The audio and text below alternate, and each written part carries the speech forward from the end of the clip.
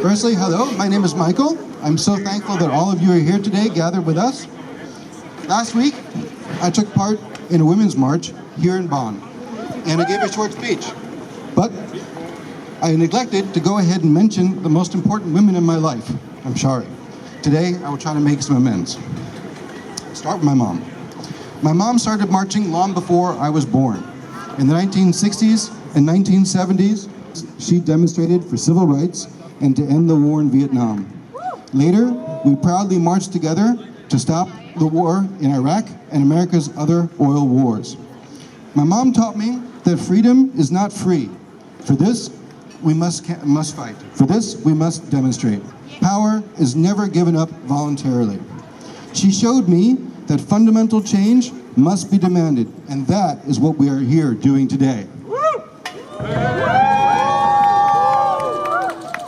After my mom was flooded out by Hurricane Sandy in 2012, she moved to the high country of Colorado, where I was then living. Today, if she looks west, she has a spectacular view of the Rocky Mountains. Unfortunately, looking east from her front porch, she also has a great view of dozens of fracking sites. Because of these and tens of thousands of others nearby, the air is so bad that on many days, the Department of Public Health advises against doing more than an hour of outdoor exercise. 5 years before my mom moved west, my sister also moved to Colorado, where we were living together. She studied plant medicine, herbalism, and taught me that nearly every living thing provides a service to the whole of nature. What we call weeds, she calls medicine. Indigenous peoples worldwide know that nature is the source of both spiritual and physical healing and health, which is why they tried to live in harmony with it. After my sister and I attained citizenship here in Germany, we planned to move here together. But instead, she met a handsome man. She fell in love. They traveled together to the American Pacific coast into the magnificent sequoia forests of California. And there they created her daughter, who she and her Native American husband named Sequoia, Mammutbaum auf Deutsch. Which brings me to my youngest favorite woman, my beautiful 3.5-year-old niece, Sequoia. It's for her future today that I fight.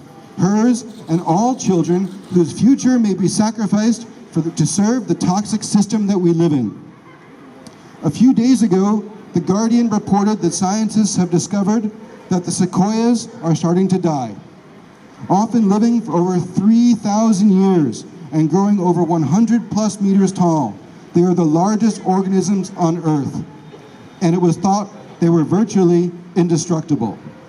But now, for the first time in white recorded history, because of the constant heat and drought of the climate crisis, tiny bark beetles have started to kill many of them. Over 28 have died since 2014, and many more are dying today. What should I tell my beautiful sequoia? Her name is something of a synonym for everlasting, as even 100 generations of Native Americans rarely encountered a sick sequoia. She will grow up in a world reading and learning that sequoias and koalas and eagles and whales and far too much of nature's beauty is dying. She, my mom and sister live in a giant fracking field where the toxic gases are making their air unbreathable, their water undrinkable. And now here in Germany, as this nation slowly, finally moves away from burning coal, it's starting to import that frack gas instead. Even now, as we gather here in the Freedom Plots, giant tanker ships are bringing us liquid fossil gas, that RWE, Uniper, and other companies, as well as the politicians they own, tell us is cleaner and better for the environment than the coal that it's replacing. But science tells us that all of that burnt gas, coal, and oil, all of that CO2 and methane billowing into our collective atmosphere is heating our oceans and heating our planet. Since the beginning of the industrial age 2 centuries ago, as companies started burning coal and later oil and gas to power their machines, nature was always sacrificed for their profits. Now their profits are the generators of our tragedies. The fires in Australia have wiped out almost 80% of the koala habitat. Even so, a week ago, the Australian government green-lighted the destruction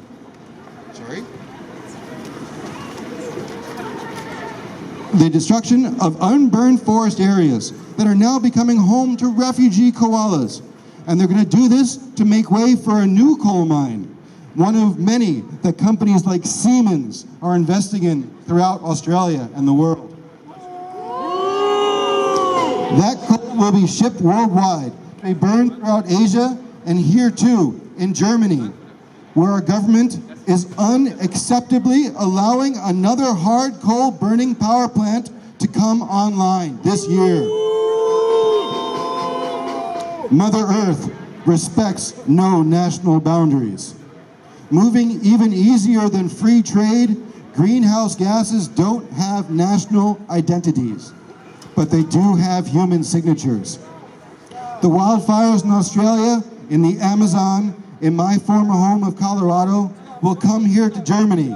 They will scorch all of our homes if we continue to accept that ecocide is justified for the profits of the few global elite. As long as we accept that billionaires and corporations have more rights to thrive than koalas or sequoias or Mother Earth herself, then we become complicit in this slaughter.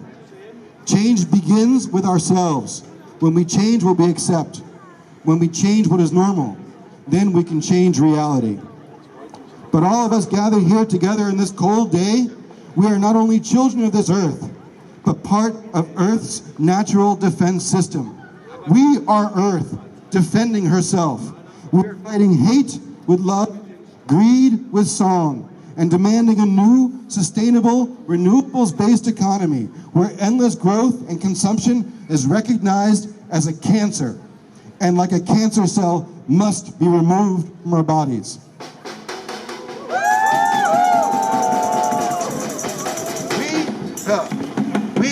We are the antibodies fighting toxins within our system.